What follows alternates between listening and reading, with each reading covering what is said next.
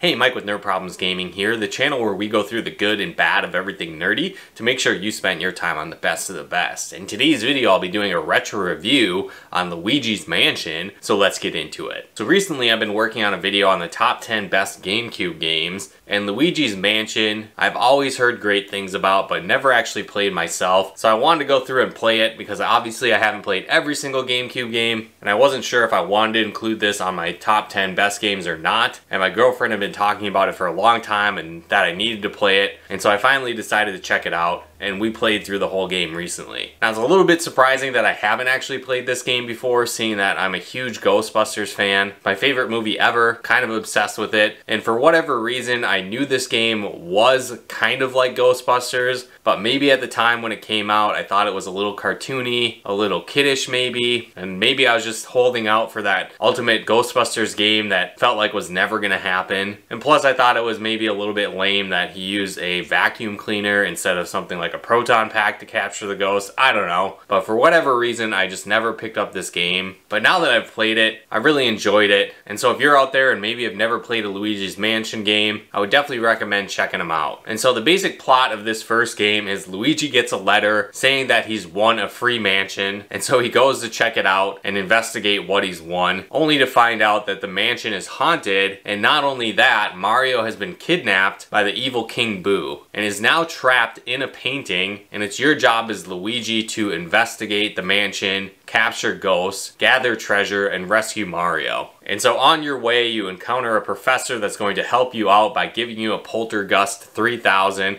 as well as a Game Boy Horror to explore the mansion and again capture ghosts and save Mario. So I kind of feel like the game is a mix between Ghostbusters, a Mario game, and then also a little bit of Resident Evil. Now since this is a Mario game, it's obviously not super scary by any means, and that's not really the Resident Evil element I'm talking about, but as you explore the mansion, each room kind of has its own puzzle elements to it, and so you'll need to figure out how to explore the room, how to unlock the ghosts that's maybe hidden in the room, and figure out different ways to capture them. And as you do this, you'll find keys to unlock more parts of the mansion, and why I kind of feel like it has that Resident Evil feel is one example is that every time you open a new door or go into a room, it kind of zooms into that first person view where you reach out and you try and open a door very slowly, and it kind of creates that horror suspense like a Resident Evil game, at least the originals, where that same type of cutscene would happen as you entered new rooms.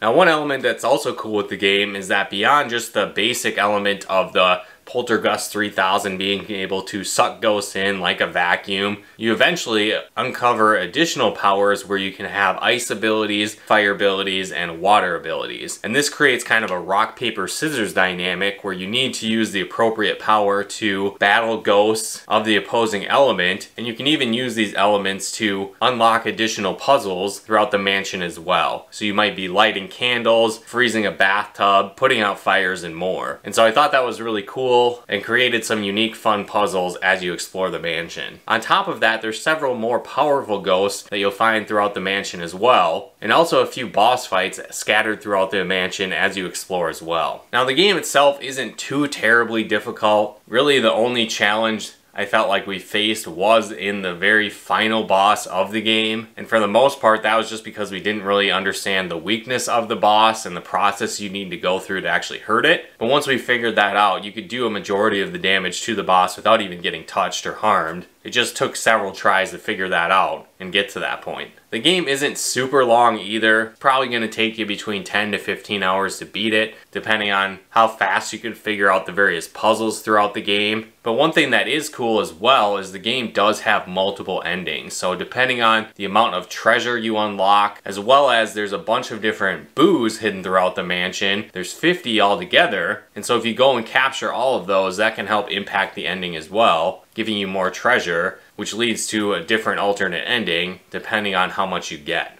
Now on top of that, as you go through, like I said, it's not super challenging, but once you beat it the first time, you unlock a hidden mansion mode, which is more of a difficulty spike in the game. And so the ghosts are harder, but you also find more treasure. So again, this allows you to unlock better endings as you go through and play through this mode. Again, it is a little bit more kid-friendly, not super scary by any means, but it does have those little horror elements to it as well. And like I said, just has enough taste of Ghostbusters that got me intrigued to at least check it out. And I definitely think it's worth playing and picking up. So if you haven't played Luigi's Mansion yet, I highly recommend checking it out. Finding it somehow on GameCube if you can, or at the very least, maybe checking out the latest Luigi's Mansion game on Nintendo Switch. But let me know in the comments below if you like this game, if you played this before, you think it still holds up today. I definitely think it does. The graphics were still fine, the gameplay was good, the controls were great. I don't know if it's necessarily one of my favorite games on the GameCube, but it's definitely worth playing and checking out. But let me know in the comments below if you think it's one of the best GameCube games. If you've played any of the other Luigi's Mansion games, let me know in the comments below. And if you guys like this video, be sure to smash that like button as it really helps out the channel. If you haven't done so yet, be sure to subscribe and turn on the bell notifications